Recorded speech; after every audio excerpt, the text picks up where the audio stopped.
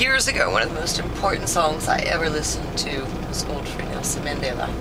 And it started the entire, political movement of artists against apartheid. And I was so lucky to sing on it.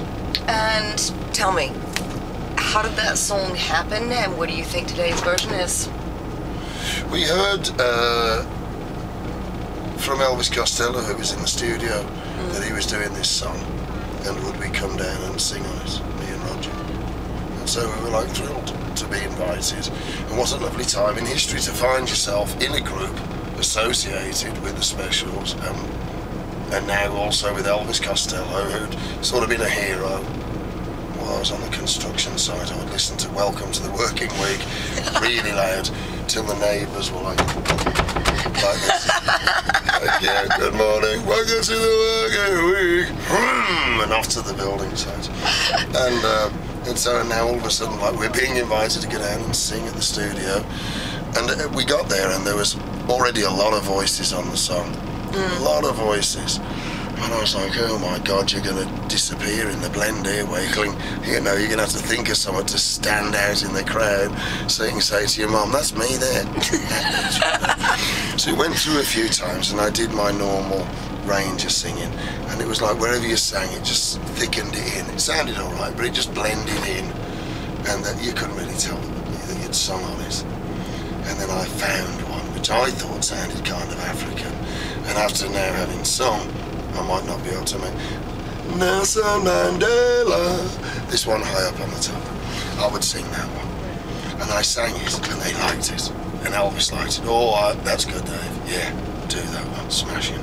So we ran through it a few times, and I did plenty of those. And I did it. And we left. We never heard anything more till the single was on the radio. And I'm waiting for the first chorus. Nelson Mandela. I'm like, yes! My God, I'm really loud. That's ridiculous. Let's hear the second one. I can't believe it. I can't believe it's that loud. Nelson Mandela. I was like, fantastic. I'm the star of the chorus. Hang on a minute. That's not me. That's not me. I went to the second chorus. I'm listening more deeply. Nelson Mandela. I was like, you bugger, Costello. He had. McManus had nicked my line, and he'd sung the same harmony. So at least, anyway, I get to sing unison with Elvis Costello on Nelson Mandela. That's the way I look at it. And I wanted to meet him, but I never did. Got to see him wave on the World Cup. Looks like a bit frail now, so I don't think I'll probably get a chance to meet him. So Madiba, Nelson Mandela, the year after that song was recorded, the next year there was a concert at Wembley. Yeah. And he was there. How did you feel? Where was I? I think that's what I was thinking. Why aren't I there? How did I miss out on this one? Because I'm not sure. I think we might have been in America or something. I don't know what happened. I should have been there, shouldn't I? I should have cancelled it and done it. I thought it was great. And as Two-Tone had some effect, there were people actively recruiting a skinhead, disaffected, unemployed youth at soccer grounds, actively recruiting them to organisations like Column 88, National Front, British Movement, and Two-Tone, by being an example of multiculturalism in action, sort of, and singing about not really anything special, just singing about what everybody was talking about in every pub, what everybody was talking about at every bus stop, because they were still talking in bus stops at that point, a little while longer, and bringing that sort of stuff up. It was an antidote to the politics of fear that was being purveyed. And so if there was a link to the present day, you'd certainly say, well, you could do with some tunes like this, because the politics of fear is in some places the only place some of these last corners can still turn a profit. So the cruelty will double. If you think oil wars are bad, wait till they start scrapping over water. And they will try and force the issue that we'll fight to drink each other's blood if they can sell us the razor blades to go cutting. Well, so we have to expect that. If you're talking about water, if you look at the climate changes that are happening right now within China and the general disregard for the ecosystem in China, which frankly has originated in Tibet.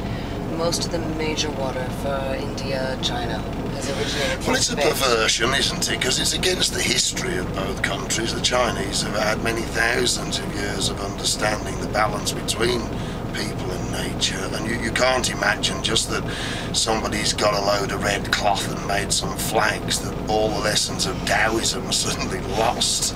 You know what I mean? You can make up as many little books as you like, it still don't make a bloody difference, is it?